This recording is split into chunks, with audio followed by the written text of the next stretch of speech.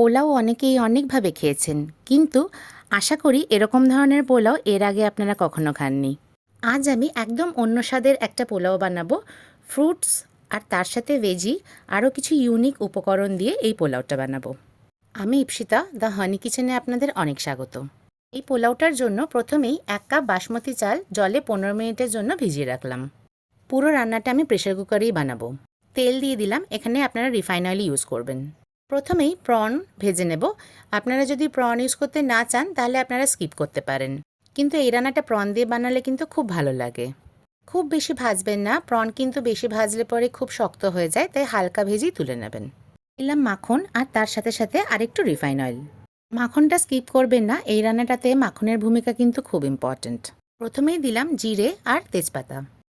একটু ক্র্যাক হলেই দিয়ে দিতে হবে পেঁয়াজ আর আদা কুচি। পেঁয়াজটা হালকা ট্রান্সলুসেন্ট হওয়া পর্যন্ত ভাজতে হবে, খুব বেশি কিন্তু ভাজবেন না। এখন দিলাম ফুলকপি। ফুলকপিগুলো খুব ছোট করে কাটবেন না, এরকম একটু বড় সাইজেরই রাখবেন। সাথে দিলাম গাজর। এই রান্নাটাতে ফুলকপি দিলে খুব ভালো লাগে, তাই ফুলকপিটা স্কিপ না করলেই ভালো।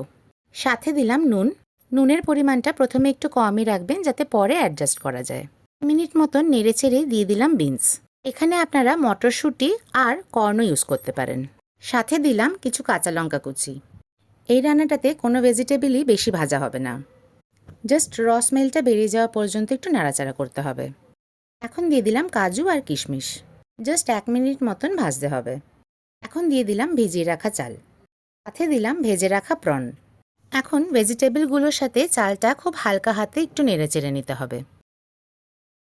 এখন দিলাম নারকেলের দুধ 2 কাপ। 1 কাপ চাল যেহেতু আমি এখানে ইউজ করেছি, তাই 2 কাপ নারকেলের দুধ দিলাম। এখন নুনটা আবার একটু চেক করে নিতে হবে, দরকার পড়লে দিয়ে দেবেন। কিছু ফ্রুটস নিয়ে নিয়েছি, যেমন পাইনাপেল, পেঁপে, নারকেলের শাঁস, নাশপাতি আর চেরি। দিয়ে দিলাম ফ্রুটসগুলো। আমি এখানে ক্যান ফ্রুট ইউজ করেছি, তাই ডাইরেক্টলি কিন্তু ইউজ করলাম। যদি আপনারা ফ্রেশ ফ্রুট ইউজ করতে চান তাহলে আগে থেকে চিনির রসে একটু ফুটিয়ে নেবেন। হালকা হাতে সামান্য নেড়ে চেড়ে দিয়ে দিলাম গরম মশলা গুঁড়ো। আমি এখানে গোটা গরম মশলা ইউজ করিনি, যদি আপনারা ইউজ করতে চান তবে প্রথমেই জিরে তেজপাতার সাথে আপনাদেরকে ইউজ করতে হবে। আমার রান্না ভালো লাগলে একটা লাইক, কমেন্ট আর সাবস্ক্রাইব কিন্তু আশা করব। 2টো লঙ্কা ফাটিয়ে দিয়ে দিলাম, এটা সম্পূর্ণ অপশনাল। এখন জাস্ট প্রেশার কুকারে একটা সিটি দেবেন। সিটি দেওয়ার 15 মিনিট পরেই ঢাকনাটা খুলবেন। দেখুন একদম ছাড়া ছাড়া হবে এই রাইসটা। ভীষণ ডিলিশিয়াস হয় এই রাইসটা খেতে, তার সাথে সাথে একদম ইউনিক। একবার হলেও টেস্ট করবেন আর অবশ্যই জানাবেন কেমন লাগলো খেতে।